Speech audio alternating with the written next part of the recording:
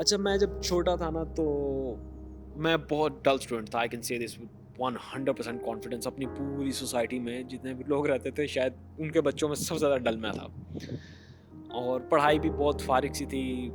घर वाले भी कहते थे नालायक है, बाहर वाले भी कहते थे ये नालायक है, स्कूल वाले भी कहते थे ये नालायक है, और ट्यूशन वाले तो मुझे लेते ही नहीं थे, कह रहे हमसे नहीं ये पढ़ाया जाता, इसको ले जाओ वापस। और हर कोई मुझे एक ही भाषण देता था कि यार मेहनत करो, मेहनत करो, मेहनत करो। तो मैं काफ़ी टाइम इस डायलेमा में रहा कि यार ये मेहनत आखिर है क्या भला? क्योंकि मुझे नहीं समझ आती थी कि यार ये मेहनत क्या चीज़ है? और मेरे में शायद इतनी सेंस नहीं भी थी कि मैं पूछ सकता लोगों से कि यार आखिर ये मेहनत क्या है? मुझे कोई सिखा दो मेहनत करना, मैं सीख लेता हूँ, फिर मैं कर लूँगा।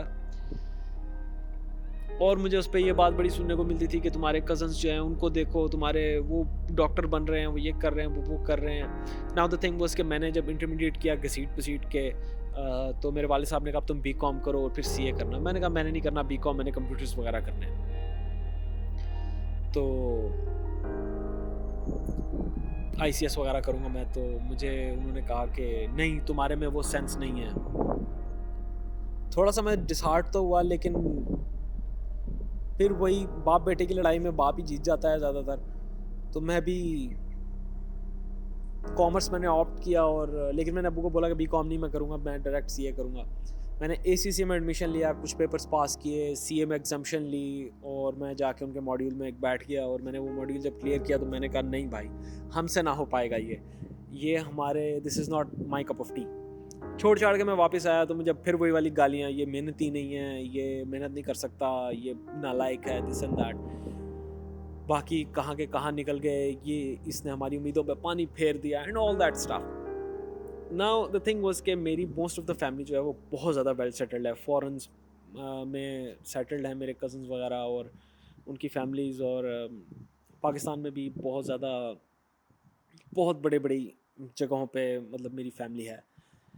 तो हमारे जो अब्बू थे, इनके 2 बड़े भाई थे, तो 2 ताया हुए, माशाल्लाह बहुत वेल सेटल्ड, अल्लाह उनको और दे। लेकिन जो हमारे चाचू थे ना, वो एक लिटरल गैंगस्टर थे, जो कि लोग मूवीज़ में सीन देखते हैं ना, मैंने लाइफ में वो हमेशा देखा।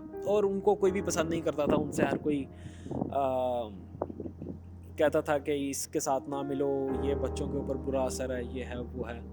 तो एक दफ़ा 2014 में मैं जब गाँव गया तो मैं चाचू के साथ बैठा हुआ था, तो मैंने तब ये क्वेश्चन रेज़ किया। आई डोंट नो क्या हुआ, तो मैं बड़ा डिसहार्ट था उस टाइम, तो मैंने चाचू को बोला कि यार चाचू ये मेहनत क्या चीज़ है?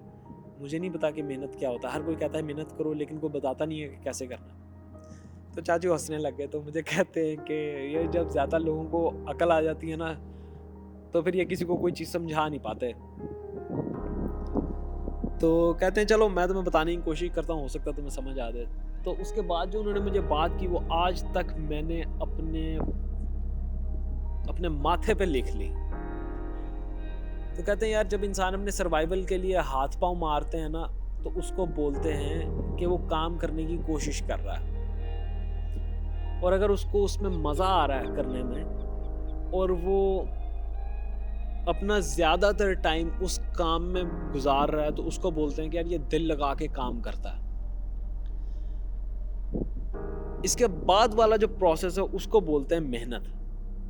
और मेहनत कहते हैं कि आप कोई काम करो और उसको उस हद तक जाके करो कि फिर कोई हद बचे ना, कोई तजुर्बा बचे ना, कोई तरीका बचे ना। उस सारे प्रोसेस को बोलते हैं मेहनत।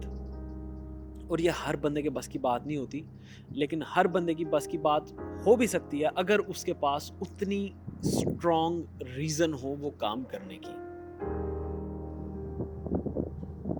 मेरे चाचू की ये बात आज तक मेरे दिल पे लिखी हुई है।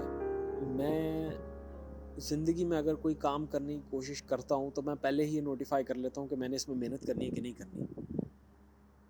आज मुझे मेहनत पता है कि किसे कहते हैं, और मैं करने की कोशिश भी करता हूँ। हमारी सोसाइटी में इशू ये है कि तमाम लोग जो है ना, वो बस बता के जान छुड़वाने वाली करते हैं।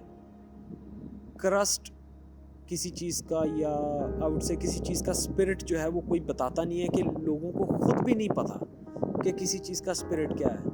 और मैंने अपनी ज़िंदगी की सबसे इम्पोर्टेंट बात एक गैंगस्टर से सीखी, और मैं आज तक उस बंदे को दुआएं देता हूँ।